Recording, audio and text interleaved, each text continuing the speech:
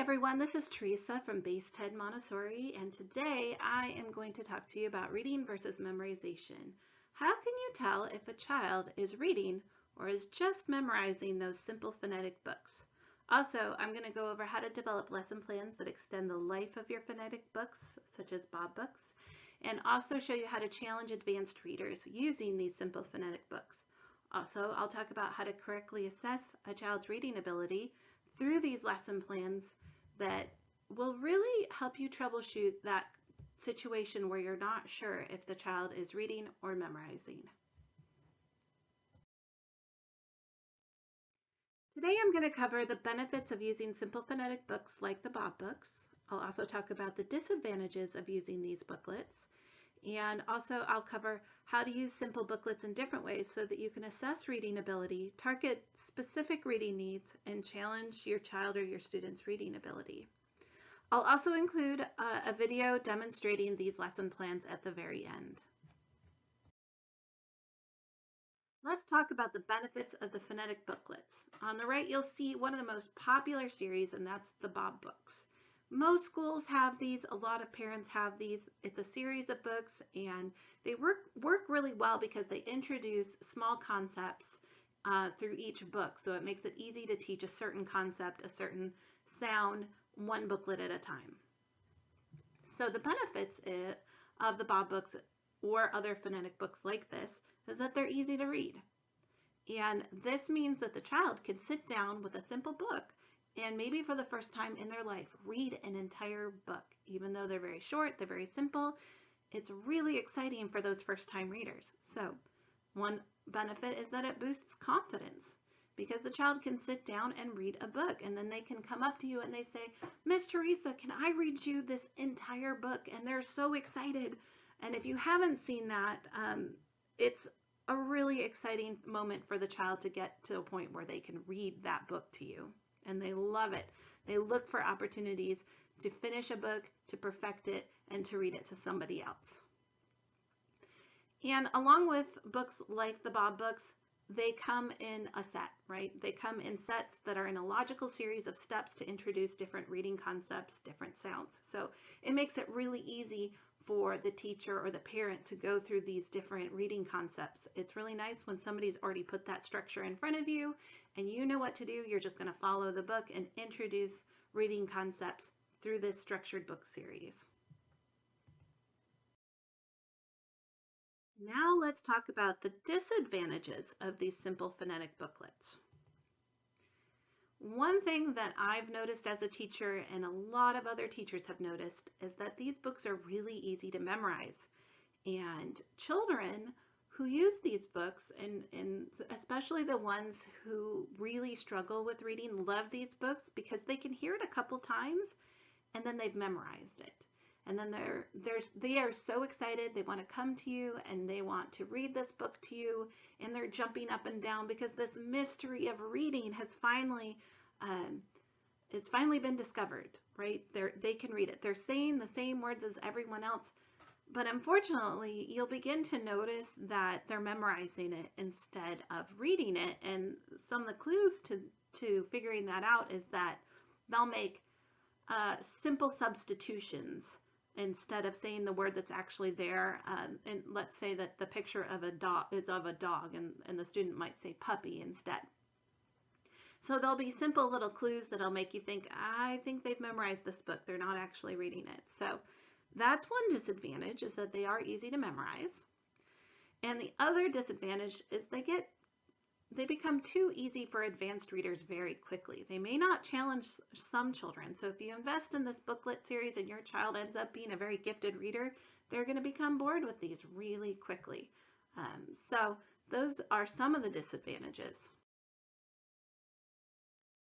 Let's talk about the first lesson plan for extending the life or using these phonetic booklets differently. So one thing you can do is use your phonetic booklets like classified cards, also known as three-part cards. Now, if you're familiar with Montessori or you're AMS or AMI trained, you're going to be very familiar with three-part cards. This is a very common activity in the classroom. If you're not familiar, what it is if you look over to the right, you're going to have your control card. Now your control card is a picture and word together all on one card. And then to the right of that, you'll see that there is a picture of the cat. Let's say it's the Siamese cat. And then down below is the label, and they're separated.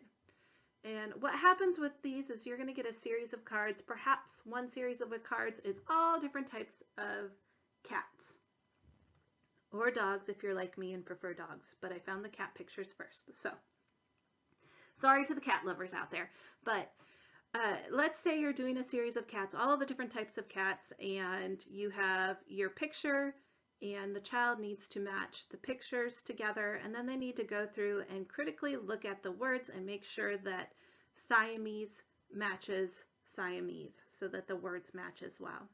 There are different ways also to use three-part cards. There are extensions and challenges that AMI does that I'm not sure that AMS is aware of unless you've had access to an AMI teacher. So if you're interested in how to use three-part cards in a more challenging way, let me know and I can do that demonstration in a different video. But for now, let's get back to our phonetic books. You can turn your phonetic books into three-part cards. The first step is to make copies of your booklet and use the book as your control of error. You know how I said this is the control of error on the right with the card that has the picture and the words attached? Well, that's the control of error for three-part cards. Your booklet is your control of error for what's happening next. That's going to tell the child whether or not they did the work correctly. So the next step is go to a copy machine and make copies of the entire book. So let's say it's a Bob book. They're usually pretty short, pretty simple, so they're pretty easy to copy. It takes a few pages usually just to copy the whole book. And then what you do is on the booklet that you copied, you have your control of error, set that aside. Now take your copies and cut out the pictures of all your copies and detach the words from the pictures. Now, if you didn't understand any of that, don't worry. I have a demonstration video at the end that's going to show you all of these things. So it should be pretty easy to follow along once you get to the demonstration part of the video. So you're going to cut the words from the pictures just like you would a three-part card with your phonetic booklets. Now, don't cut the original. I'm just going to say that one more time. Don't cut the original book. That's your control of error. You're only cutting the copies. And then you can ask the child to read the words and match those words to the pictures. So have the child read the word mat, mat sat, and those words are going to be separate.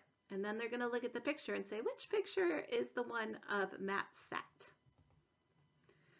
One way you can make this easier, perhaps the child is memorizing all the books. Perhaps they really haven't gotten that sound symbol concept at all. One thing you can do is to make it a little easier by starting with 2 to 3 pages. Don't copy the entire booklet. Just maybe do the first 3 pages of the booklet. If the child can do 3 pages, add on a couple more until the child feels confident. If you are working with a beginning reader, if you're working with a reader that you know is really struggling with just simple phonetic words and that sound to symbol concept, you don't want to discourage them.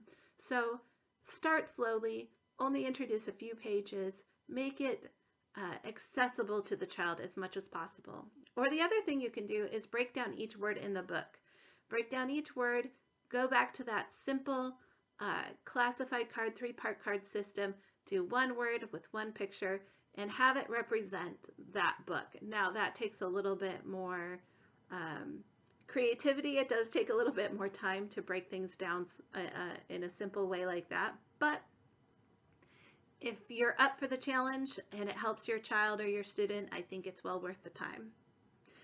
And any word that can't be represented with a picture should be taught using the 3-period lesson. And what I mean by that is if you have a picture, let's say the Bob book, you have a picture of Bob. Children know which one is, oh, not Bob, sorry, Matt. You have a picture of that first book and it's Matt, right? Children know, oh, that's Matt. I can match the word to Matt. And Sam. And they can match the word sad to a picture of one of them being sad. And that's pretty easy. But how do you show the word and, right? And isn't a visual word. So what I mean by representing that with a 3-period lesson is introduce that with one, two, or three, probably three other words and do a simple 3-period lesson. If you don't know what a 3-period lesson is, please comment below in the comment section, and I'll make sure to get a video out to you showing you how to use the 3-period lesson in a variety of ways when you're teaching a new concept. So anyways, this is lesson plan number 1. This is lesson plan number 2, and this lesson plan is really geared towards challenging the advanced reader. On the right hand side, you're going to see a picture. This picture comes from the Montessori print shop. There's a USA version and a Canadian version, so if you're interested in buying some pre-done materials that are related to Montessori, that have a lot of language with them, Montessori print shop is a great place to go and get some of that stuff. This is an example of a definition set that they have on Montessori print shop, and being AMI trained, I don't love their definition sets. I would prefer that they look a little bit differently, and at some point, if you're interested, I can make a video just on the definition sets alone, because they're really kind of an intricate and cool lesson that I feel like a lot of primary teachers usually don't get a chance to go all the way through. So anyways, this is an example of a definition set on the right from Montessori print shop. And what you see is it starts out really simple with those 3-part card systems, right? You have that control card, and then you have the picture separated from the label, and you have to match that. And this is a book. This is a book of the different parts of the tree. And then what happens if you go further along, you read the booklet, you read what's happening, and it talks about the different parts of the tree, like the leaves, and then it gives a definition of the leaves. That's why it's called a definition set. And then you have to match the definition to the picture. So you're not just matching the label anymore, you're matching an entire definition. And then you have to match the label to the definition, and that's the next progression. And then the next progression after that is to cut up all the sentences apart, and the child has to put the sentences all together throughout the entire booklet and correctly put them together and match them to the picture. And then you go back to your booklet, and that's your control of error to see if you did it correctly. So that's a quick overview of what a definition set is. So what I'm going to suggest for a challenge is that you treat your phonetic books similar to a definition set. So that's the step 1. Get that concept of that definition set in there. And if you are not following me, don't worry, I'm going to go through this in the video, in the demonstration video. I'm going to go through what this looks like so that you have a visual idea, not just a wordy explanation of what's going on here. So one thing you can do to challenge your child, aside from using your books like a definition set, is invite the child to put the pictures in story order before matching the words to the picture. Because unlike the definition set, we're using booklets that tell a story, right? So it would make sense that we want the child to understand or to remember that a story has a beginning, middle, and an end. So that would be one way to challenge your child on top of doing the definition set. Another thing you can do is invite the child to draw and write the words to make their own booklet. So that's a whole nother challenge. If your child is really advanced and really needs to work on other things, maybe working on penmanship, how to hold a pencil, maybe working on writing those words or working on cursive. Copying the booklet, something simple like a Bob book or a phonetic book, is a great way for the child to get into some artistry, get into the illustrations, observe different shapes in the illustrations, as well as work on their penmanship and their ability to concentrate and focus on an entire book. Would be another way to use this lesson.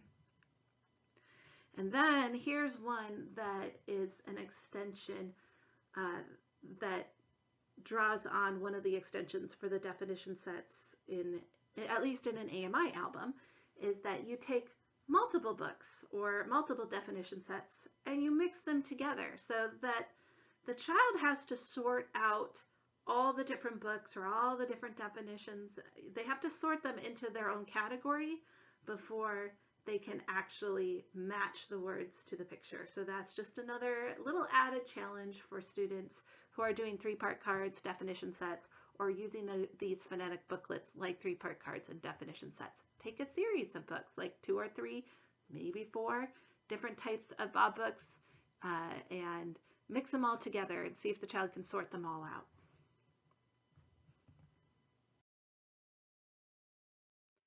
So where can you get resources for using your book series or other language materials that could fulfill some of these lessons?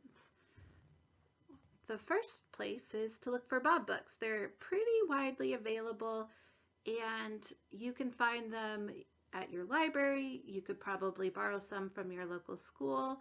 And also, you can find them a lot at thrift stores. People go through Bob books really quickly. They have a very limited shelf life when it's in the home environment.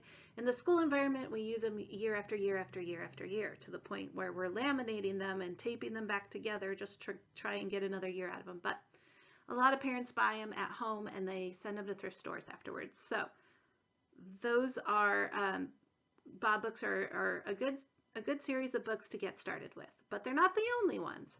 There's also Wasika biomes. A lot of Montessori professionals are switching to Wasika because there's a lot of there's a lot of similarity in some of the things that Wasika does and Orton Gillingham does and Montessori. So there's this kind of nice collaboration going on through Wasika.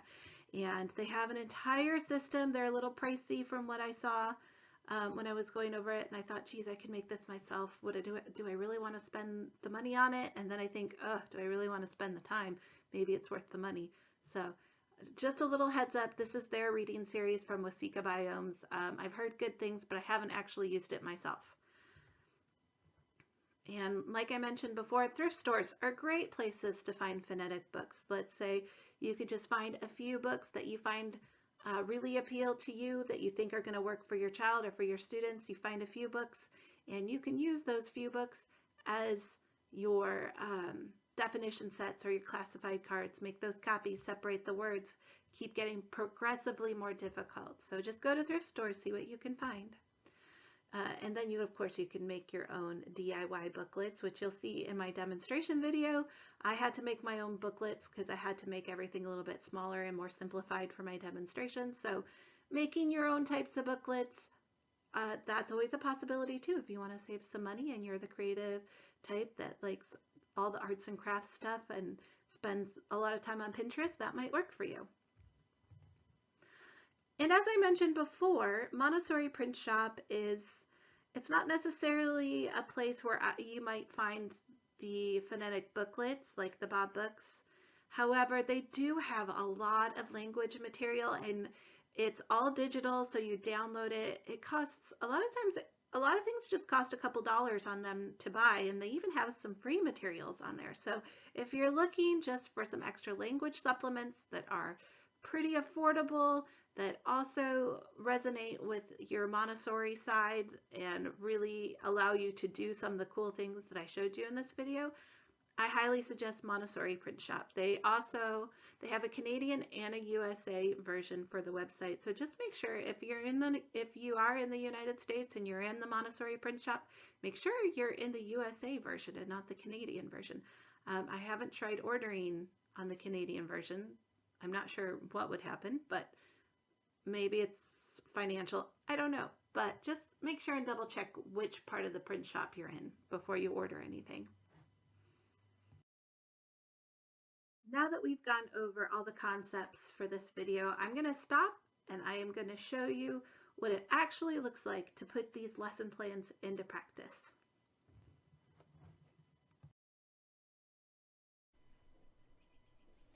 Hey everyone, this is Teresa from Base 10, and today I wanted to show you the lesson plan for how to extend your phonetic books, such as the Bob books, which have a lot of advantages and disadvantages. One advantage is that they are really easy to read. They go in this logical sequence of order, and they encourage the child by being simple enough that the child gets to the end and feels like, hey, I just read a whole book. So that's a pretty exciting feeling for a new reader. However, there are some disadvantages. So one is these books are really easy to memorize. And if you're a teacher, you know that a lot of parents like to have the Bob books at their house. And so it's easy for a child to memorize these books. And at the end of the day, you wonder, well, is my student reading this book or do they have it memorized? So that's one disadvantage. And the other disadvantage is that children who progress really quickly through books that are actually really gifted in reading or advanced in reading will go through these books in 2 seconds and get bored. So today I'm going to go over a few lesson ideas that help you extend the life of your, let's say, your Bob books or your phonetic books, as well as give you different ways that you can actually use the books rather than just to read through them. So for example, I have this map book here, which is part of the Bob book series. Now, I made this little map book because I needed something that was a little extra small. So if you're used to Bob books, this is very small. This is not the traditional size. And for time-wise, for convenience, I did not include all the pages in the book. So this just has a few pages in it. So step 1 of the lesson is to simply read the book, right? We want to see if the child is reading the book yet. So let's introduce the book. Mat.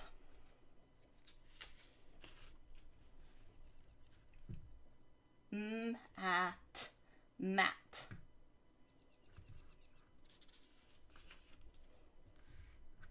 Mat. Sat. Sad. Sam. Sad. Mat.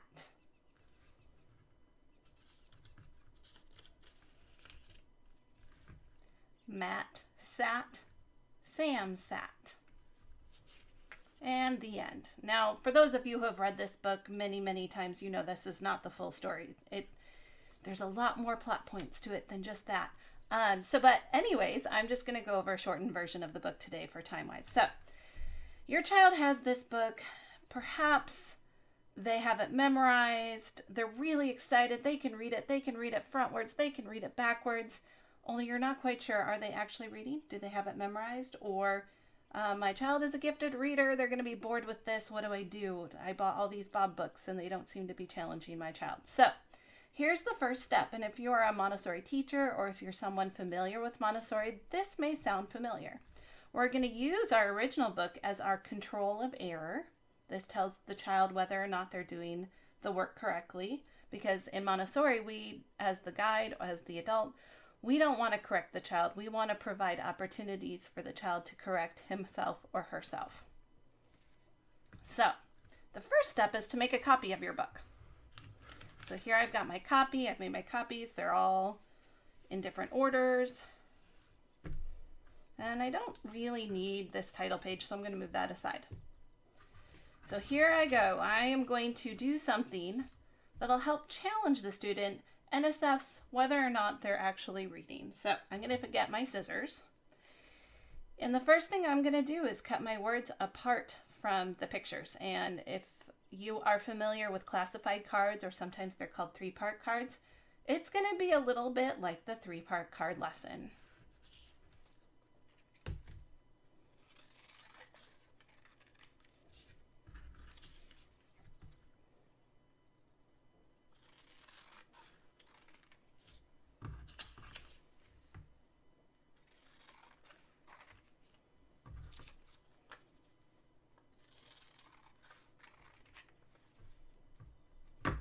So now that they're all cut apart, let's see here, let's turn our words over.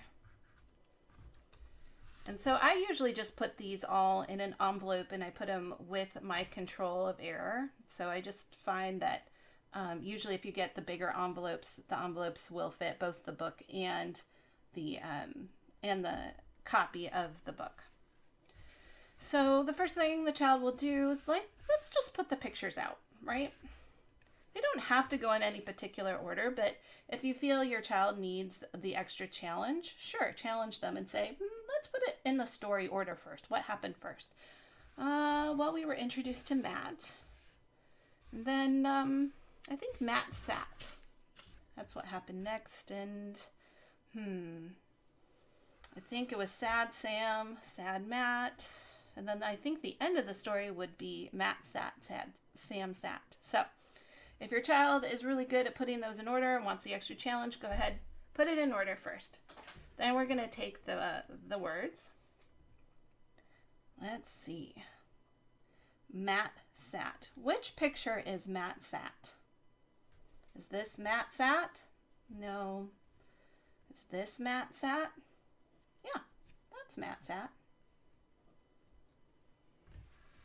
Let's see, what's next? Let's do this one. Matt. Is that one Matt? Well, it's Matt and Sam, so no. Same with this one. Matt. Yeah, that's it. That's Matt. Matt sat. Sam sat. They're not sitting in this picture, so I think it goes to that one. Sad Sam, sad Matt. Oh, that definitely looks like that one. So once the child puts them in the order they want to put them, we're going to go back to our control of error. That's this right here. Let's check. Picture. Yep, the pictures match. And the words match. That one's correct. Let's check this one. Does it match? Yep, it matches. Let's keep going. Yep, that one matches. And yep, last one matches. Yay, they all match. We did it. So that is the first part. We can do that.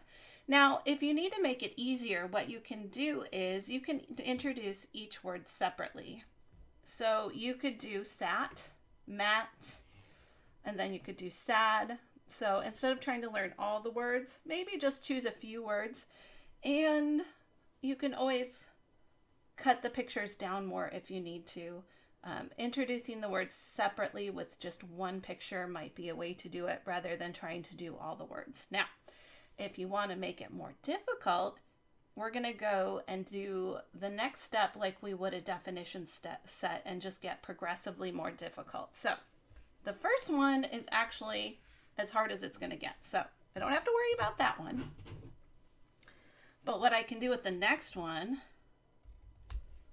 is I can start breaking these all apart. And this is where you might even want to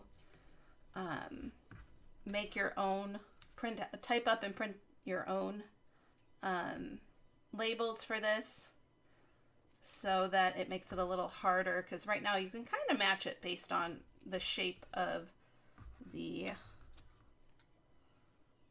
labels. So feel free to do whatever you need to do to make it more challenging, but the goal is let's just make it really difficult, cut all the words apart.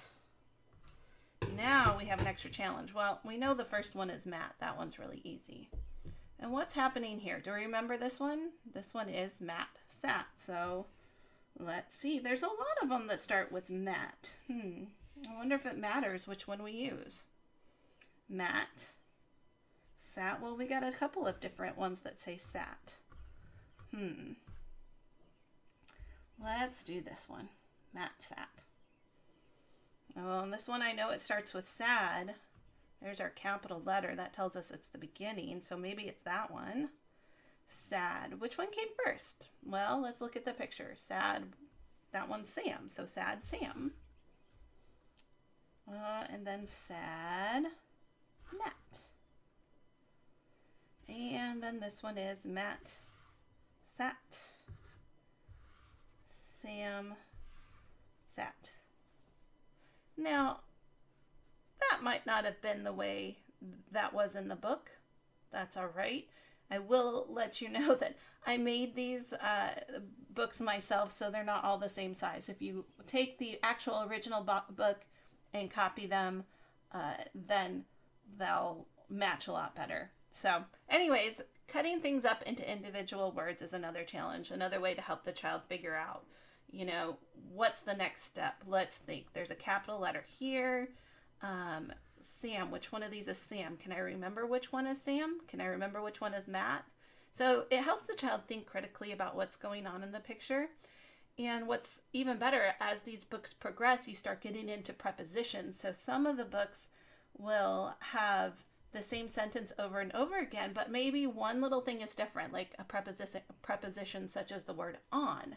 So you have to look for those clue words, and that preposition or the adjective really becomes a clue for how one picture differentiates from another picture. So That's another way you can use this lesson, but there is also a couple of different ways you can extend the life of your Bob books or your phonetic books. And one is to take maybe 2 or even 3 Bob books that are kind of similar. Now, these pictures don't look similar, they're in blue. But let's say you have another Bob book that the child has mastered, and they look fairly similar, and they have a lot of similar words to it, or similar characters. So the thing would be to take all those books, put them together with the other ones, cut the words apart like you did before, mix them all up together, and that way the child has to sort out 2 to 3 books at a time, and then they have to match the words or the sentences depending on how much you want to cut this part up. And that would be an extra challenge as well. So yes, you do have to have access to a copy machine or a printer, but I think it's well worth your while if you can get a hold of it. There's also one other lesson you can do, and that is just take blank paper. This is another way to extend the book. And now the child can draw a picture and make their own Bob book or their own phonetic book. And these pictures, they're pretty simple drawings, so that makes it easy. We can go over and observe the shape of the head. The shape of the head is a circle. And then let's see, the body's kind of another circle shape, right? And then we've got the legs. I'm a wonderful artist, in case you didn't know. Can you tell? Yeah. Matt's smiling. There we go. And he's got these feet. So once the child draws the picture, they can draw it any way they want. I know that I'm teaching the right grade for my skill level when I know that my pictures really represent what the 3 to 6 year old draws. So I feel like I'm teaching the right grade. So then we'll put the label down below, and I've got my first page. It says Matt. And I really want to put that little curly cube of a hair right there. There. And so you can just have the child keep going with drawing their pictures and writing the words. And that's just another way to extend the life of your Bob book. So anyways, that's the presentation today on how to use the Bob books in different ways and kind of how to challenge a reader to know if they've just memorized this book or if they're thinking critically about what they're reading and what the pictures are actually showing. So we want to have that connection between what is being read and what is actually happening, and have the child think about the order of the story, what comes first, second, third, fourth, and so on.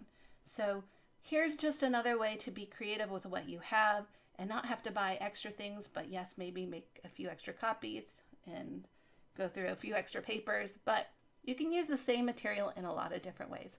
I hope this helps your lesson planning. I hope that this helps with whatever you're doing, either in your home environment or your classroom environment. And if you have any questions, any comments, please share them below in the comment section. I will be sure to check those and respond to you as I have a chance. And also don't forget to like, share, and subscribe.